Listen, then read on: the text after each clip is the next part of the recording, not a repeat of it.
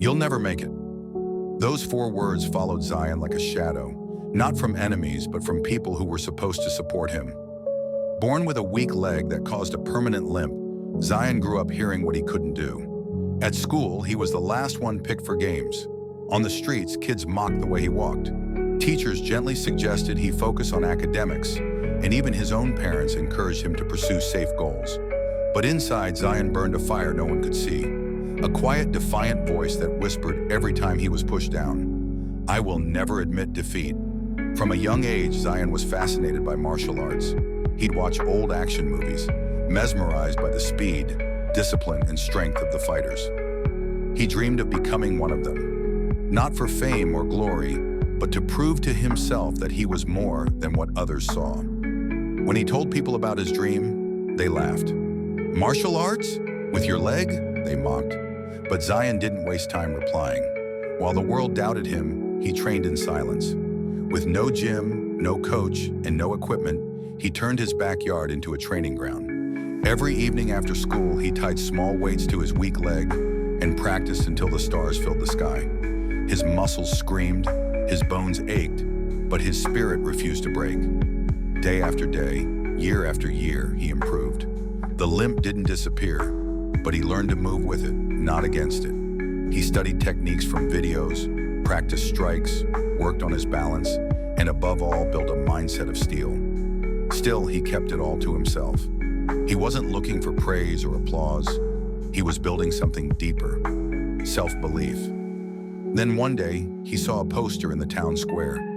National Youth Martial Arts Tournament, open entry. His heart pounded. This was his chance. Without hesitation, he signed up. When he arrived at the event, it was clear he was the underdog. The other competitors wore sponsored uniforms, had personal coaches, and exuded confidence.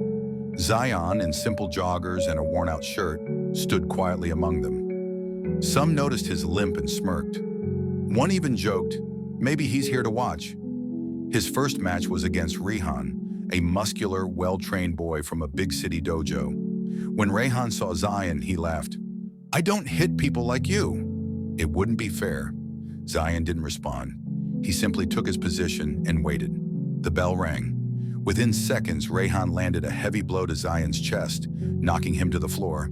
The crowd gasped. The referee stepped forward, but before he could stop the match, Zion pushed himself up. Blood trickled from his lip, but his eyes burned with determination. "I've been knocked down my whole life," he said, loud enough for everyone to hear. "But I always get back up, because I will never admit defeat." Round 2 began. Zion moved with focus, dodging a kick and landing a clean counterpunch. Rehan stumbled. The crowd, once amused, now watched in stunned silence. Zion didn't overpower him, but he fought smart, with strategy and heart. When the match ended, Rehan won on points. But Zion walked off the mat a hero. People rushed to congratulate him. A local TV crew interviewed him. A sponsor offered to fund his training. His story spread online. The boy with the limp who refused to quit. The same community that once mocked him now celebrated him. But Zion didn't let it go to his head. He knew this wasn't the finish line. It was just the beginning. Over the next few years, Zion trained harder than ever. With proper coaching and equipment, he sharpened his skills and started winning local tournaments. But what mattered more than trophies were the lives he touched. Kids from all over reached out to him. Children with disabilities, kids who'd been bullied, or those who simply lacked confidence. Zion made it his mission to help them. Eventually, he opened his own martial arts academy. He named it Rising Warriors, a place where effort mattered more than talent, and where no one was judged by how they walked, talked, or looked. Zion's academy became a safe space for every child who had ever heard, "You can't." He taught them kicks and punches, yes, but more importantly, he taught them how to believe. At the end of each class, he'd gather his students and remind them, "People will try to define you by your limits. They'll tell you what you're not capable of, but only you decide who you are. You are strong, you are enough, and you are not broken. The only real defeat is giving up, and we never do that." Zion's story became a symbol of resilience. He proved that strength isn't about physical perfection.